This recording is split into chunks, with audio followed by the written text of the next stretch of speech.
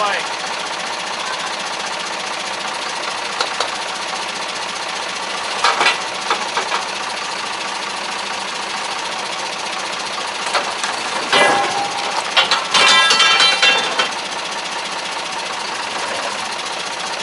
That's all we got. You'll have to pull it.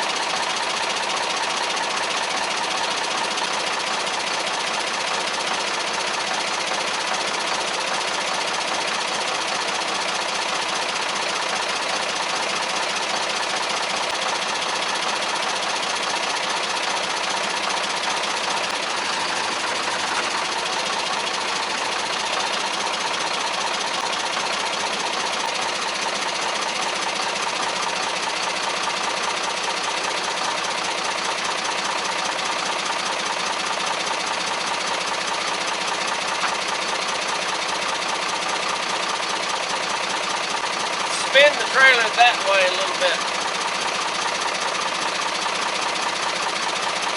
Keep going.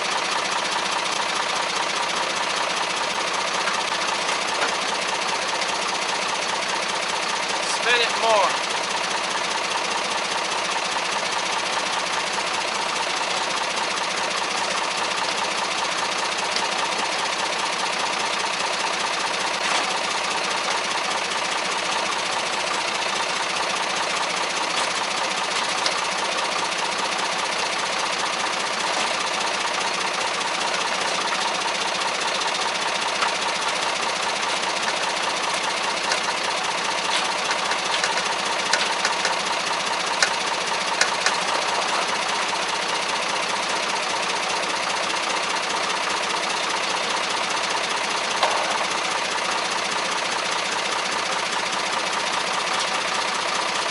Unhook the chain now.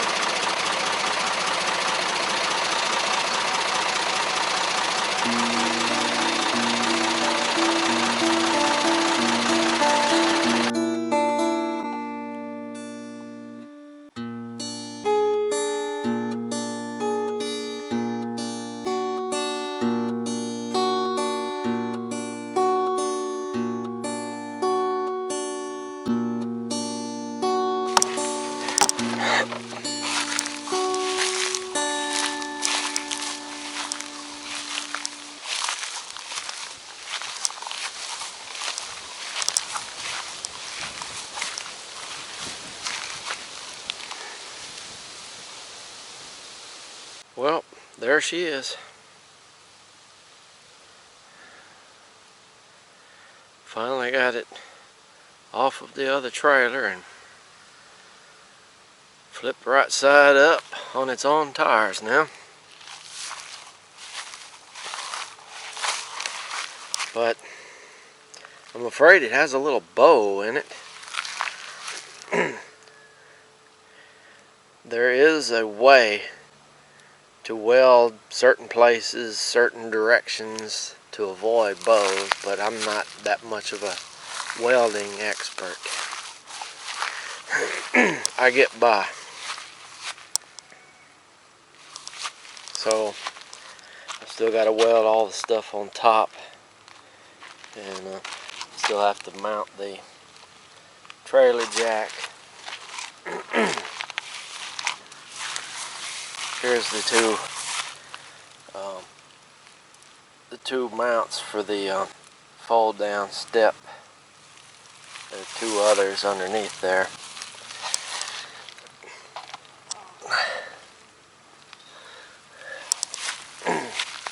And this is one of the main brackets to bolt the house down.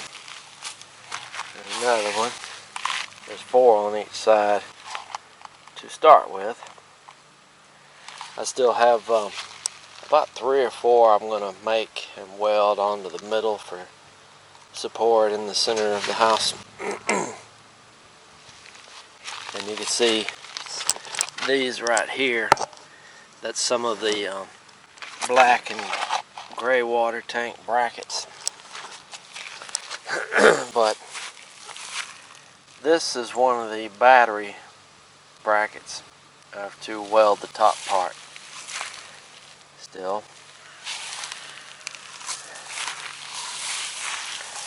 And here's the battery bracket for the back. I'm going to put 4 batteries on here. In front of each tire and behind each tire.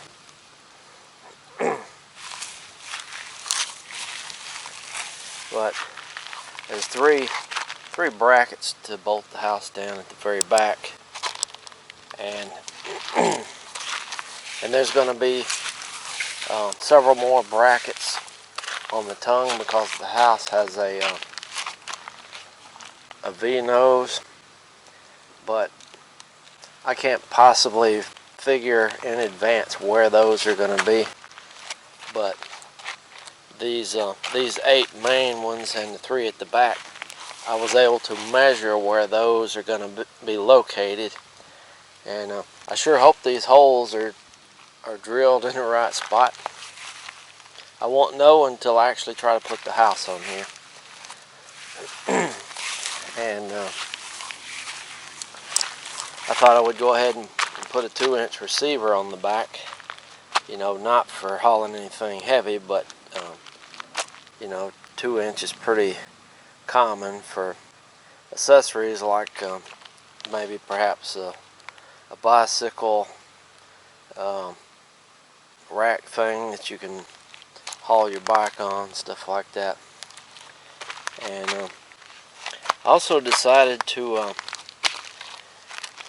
put some anchors, and I made a little 2-inch square tubing bracket here that I'll put a block of wood in, and it's got holes on the sides to secure the block of wood, and that way I can block this thing up on blocks, or put a an RV jack stand under each corner.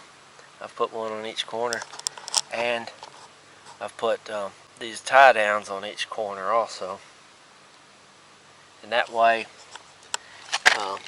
you know, this isn't really an RV, it's more of a tiny home build. I could put some tie downs, you know, like the ones they put in the ground around mobile homes, and hook this down. You know, if I decide to put this in an open area, I don't want the wind to blow it over. But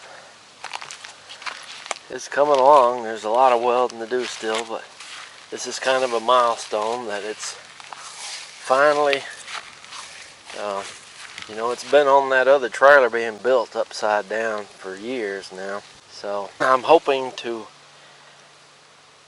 have all the rest of the welding done. You know, there's, you know, being upside down, the stick welding, it's not pleasant to try to weld upside down. In fact, it makes really bad welds. But you know, I still have to weld, you know, on these brackets. I thought about putting a piece of plate and closing this up and weld it up for extra strength. But, and the like I said, the 3 or 4 middle brackets, I'm hoping to get all that done by the end of this summer. And as you saw earlier, I went ahead and put epoxy paint. I just felt like that would be much easier to do while it's upside down on that trailer, to go ahead and clean up the very bottom everywhere I could that I don't have to weld nearby, and go ahead and put the epoxy primer and the automotive car paint on top of that. That would have been a nightmare to try to crawl under here and do that from the bottom. I'm glad I did it. As well as I went ahead and decided to put multiple spring hangers on here, so so that the axle location is actually adjustable. Because on a project like this, I can't say for sure how much tongue weight I'm going to have. And it's dangerous to not have enough tongue weight. So I have the option to move this axle back as far as 6 inches from its current location if need be. That would have been a nightmare to try to do upside down. I simply got two extra spring hangers and welded them on behind the ones that I had already put on. So that and the paint, that would have been a nightmare to try to do upside down. You know, once the trailer's turned right side up. So I'm glad I did that before I took it off of that trailer, as it was upside down on the trailer. And one more thing I'll show you. And this right here is the bracket I made for the wind generator part. I still got to weld that, but it's been welded on the bottom part. So, you know, I'll have a piece of galvanized fence pipe with a hole drilled through it, mounted here, and then it'll go up to a place on the house and mount up on a place on the house, and I'll build a little hinged locking pin set up where I could hinge the wind generator down while it's being transported, and while the trailer's being moved. You wouldn't want that sticking up going in the highway. So it's coming together, and it takes me forever to do anything, and I tried my best to make it perfect, but it's not perfect. Yeah, it's when you weld stuff, that's a problem with metal. Unless you really know what you're doing and where to weld stuff and what direction to weld stuff, you're going to get some bows and some moving around. And this main frame is bowed. It's more narrow where the axle is, and as you can see here, it's higher where the axle is. It's the same exact way on the other side.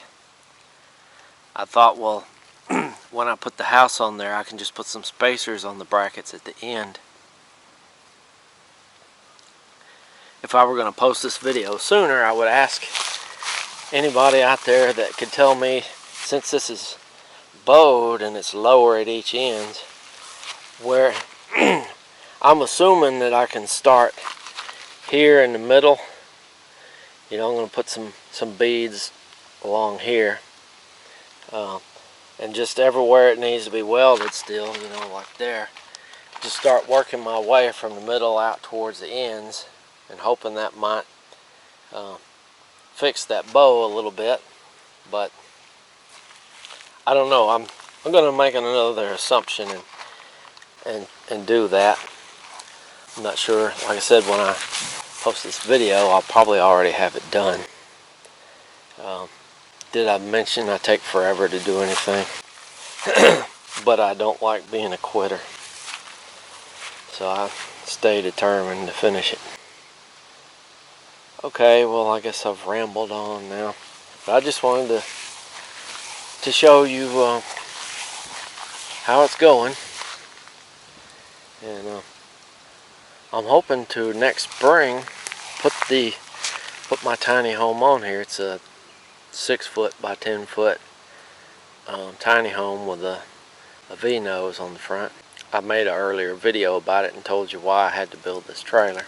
And thank you to all my subscribers and everyone who's recently subscribed. I don't post 2 or 3 videos a week, but as I make progress on projects, I like to try to post something to let anybody who's really following me know what's going on. Thank you for watching.